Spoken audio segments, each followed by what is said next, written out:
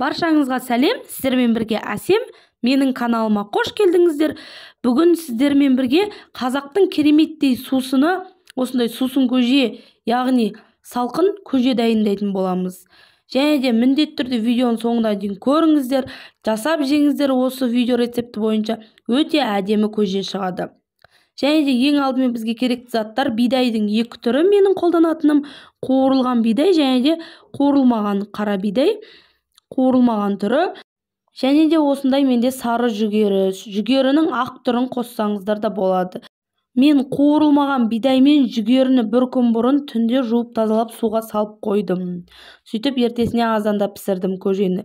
Егер сіз көжені кешке пісіретін болсаңыз, күндіз азанда осындай қуырылмаған бидай мен және де жүгеріні суға салып қойыңыз. Сол кезде жібіп әдемілеп дайын тұрады. Кастрөлге, қазанға осылай суымызды құйып, керекті мөлшерде мен 5 литр суға осылай 100 граммнан 150 граммнан 3 түрінен салдым. Және де қақпағын жауып, бір қайнағаннан кейін астын басып 2 сағаттай қайнататын боламыз. Қайнағаннан кейін астын басып қойыңыздар, міндетті түрде жайлап әдемілеп қайнайды. Міне 1 сағат өтті, және енді дәміне қарай тұз салып, тағы да 1 сағат қайнатып аламын. Бидай тез піседі, ортасы жарылып. Жүгері бидайды жеп көресіздер. Жүгеріні жеп көрсеңіздер, піскен болатын болса, онда көжелеріңіз дайын.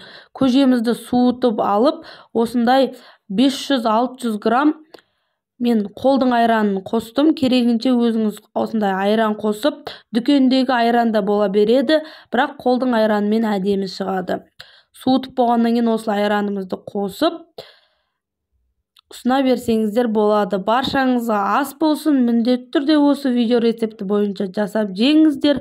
Видео ұнаса, поделиться батырмасын басып, WhatsApp желісінде жақындарыңызбен бөлісіңіздер. Видео ұнаса, лайк басып қойыңыздар, комментарийге өз пікірлеріңізді қалдырсаңыздар болады.